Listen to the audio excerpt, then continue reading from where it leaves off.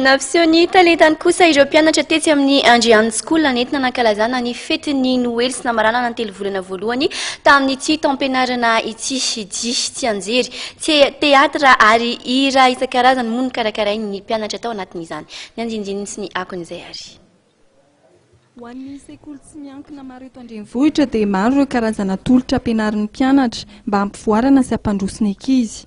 Ka rehefa misy ny fety karakarain'ny sekoly dia manararaotra ireo mpianatra maneho ny talentany sy ny zavatra nianarany. Mbola tao anatin'ny fety tanteraka isika, anisan'ny nankalaza ny fety Noely ny Andriany School etsy Andoharanofotsy. Nampiseho ny fahaizany avy arak'izany ireo mpianatra isaky ny kilasy ka tao ny nanao tantara-tsangana, tao ny nandihy, tao koa ny nanao tsenjery sy ny hira. Satria fety ny andro dia tsy diso anjara tamin'ny kilalao sy ny fanomezana amin'ny mpianatra. Misy ihany koa ny fiaraha-misakafo kely niarahan'ny mpianatra na ny Grand Goûter de Noël teto amin'ny Andriany School teto Andoharanofotsy.